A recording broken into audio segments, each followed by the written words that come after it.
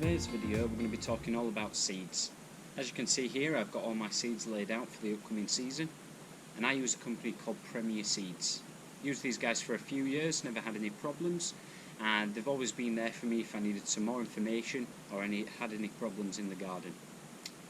So one of the key reasons why supermarket seeds are not ideal, and it's the biggest reason for me, and this is you don't know the storage conditions and how those seeds have been handled, from the transportation to the actual supermarket where you're getting them from, but also the people who've put them on the shelves.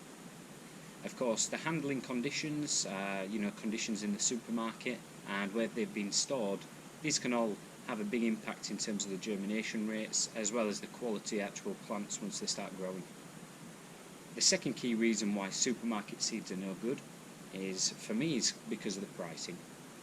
What I've found in my area is that the supermarket seeds tend to be overpriced, and for the same price that I can go to a local nursery or find an online supplier, you're looking at getting maybe 20% of the same amount in terms of quantity for the same price. I've also found that supermarket seeds offer less variety, and amongst that, of course, you're only having 2-3 select products of each type of seed.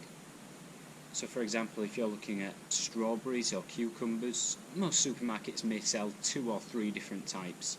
However, your local nursery or online suppliers, they tend to have an abundance of different options available. Also, the problem with supermarket seeds is that they come from suppliers that focus on mass production and essentially getting the price per seed down, giving the customer obviously a better price, but also being able to distribute more products to the stores across the region. So obviously these suppliers are focusing on price and quantity rather than the quality of the seed itself. Again, this can come down to the germination, and I'm sure there's many seeds from supermarkets that will germinate at a high percentage, 90 to 95%. However, in a general basis, I'd always avoid supermarket seeds. So what another thing what I found is that as a main problem in terms of, especially if you're starting out growing, is that you get the supermarket seed, and on the back you'll have a little bit of information, and the size of the actual seed packet is very small, and it seems like it's packed out with information, but really it'll tell you how to germinate them, ideally what time of year, but this information really is very basic and it's kind of run-of-the-mill information really. So again, the key issues with supermarket seeds for me is the storage and handling and how that can have a bad effect on the germination process, as well as the pricing and the variety that's available in the stores. So in terms of a solution of where you should get your seeds from, for me personally, I would go to an independent nursery. One of the key reasons for this is that you're supporting the local economy, and essentially these guys have devoted their lives to producing for the local community. So you're going to get inundated with a lot of information if you ask for it, as well as expertise on growing in your particular area. Going back to the supermarkets, these products are produced for a whole region, if not the whole country, and therefore the information on the packet is not really designed around your particular area. And although the plant itself may grow perfectly in your area, ideally you want something that's quite location specific, and going to an independent nursery, they're going to be able to offer you that local advice really in terms of your conditions in the area. So one of the key other reasons is your independent nursery or an online nursery retailer, they're going to have some accreditations which are on par with the supermarket level seeds. So if you're looking for organic seeds or something that's accredited in a specific way, then you're going to be able to find those in the nursery as well.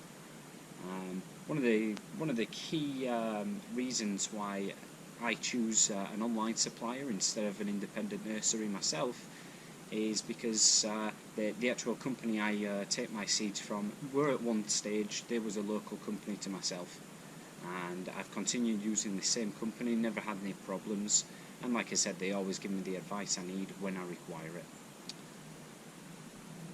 So one of the other key issues when people come to ordering seeds is actually understanding the quantities that they're going to require, especially if you're planting out in higher quantities throughout the course of the season.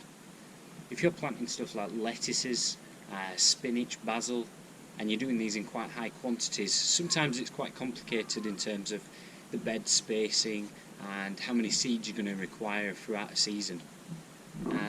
What I found is it's always easy to put this information on a Excel spreadsheet, and once you've decided what kind of spacing and what kind of in-row spacing you want to do, as well as the row spacing itself, you can plot those figures down. And what I'm going to do here is I'm just going to open up this split screen here. So this is the Excel sheet that I've created myself, and what I've done here essentially is there's some information on here that is not as required. However, once you've got your spacing worked out here, so the actual off-center spacing as well as the amount of rows in per bed, what you want to do then is that essentially you want to calculate how much length per bed you've got in each bed to work with. So to use one as an example here, a nice easy one is basil. So what we've got here is I'm doing the basil at 8-inch spacing, and per bed, that's a 30-inch bed, I'm going to do 3 rows. So from there, what I can do is calculate the length of the bed and times that by the 3 rows that are going to be in there. So that gives me a figure there of 360 inches. So essentially, using an Excel formula, you can divide the 360 by the spacing that you've got, which is 8 inches, which is going to give you a figure of about 45. So essentially, per bed I can put 45 basil plants. So then we get on to the next part, which is how many beds per season you're going to be doing. So again, for the basil, here I've got 3 beds per season. So what we're going to be doing is it's a simple case of multiplying the 45 by 3. So we've got there obviously 135, and essentially that's all there is to it. So I know that per season I'm going to need 135 seeds, give or take probably 10%, because some maybe won't germinate, or this could be some other issues. So essentially here what I'd probably order 150 seeds in terms of the basil. So to look at something a bit more complicated, we'll go for the rocket seeds. So here we have, again 2.5-inch centres, and there's 7 rows per bed. So this bed length in total will be 1,064 inches. So obviously that will be per bed 425 seeds, give or take. Obviously this isn't including the 10% buffer for ungerminated seeds. So I'd always bump up when it comes to making the order. So of course on the rocket here we've got our arugula. We've got the 10 beds per season. It's only a small bed, so we're going to need about 4,256 seeds. So of course when you're looking at things like tomatoes, they're very simple because they're going to stay in the bed for the whole season. So that's something that is really easy to calculate in terms of your, once you've worked out the spacing and the actual row spacing. If you're putting multiple rows in a bed, then obviously that figure's not really going to change throughout the course of the season. Just to do one more example, we've got the iceberg lettuce here, which essentially are running on 8-inch centres, and there'll be 4 rows per bed. So all we're doing again is calculating the total length. That's all 4 rows in the bed, and that'll give us a figure of 800 inches. So essentially all we're doing there is dividing the 800 inches into 8. Dividing 800 inches into 8, and that gives us a figure of about 100. So we can put 100 lettuces in per bed, and I'm going to do 4 beds per season, so I'm going to need 400 seeds. On this case scenario, I'd probably put in 450, 500 seeds, and obviously thin away some of the bad ones once they're really established. So get down to your local independent nursery, ask a few questions, tell them what you're thinking about growing, and I'm sure they'll give you plenty of information and really motivate and inspire you to do a little bit more as well. So hope you enjoy the video, guys. See you again soon.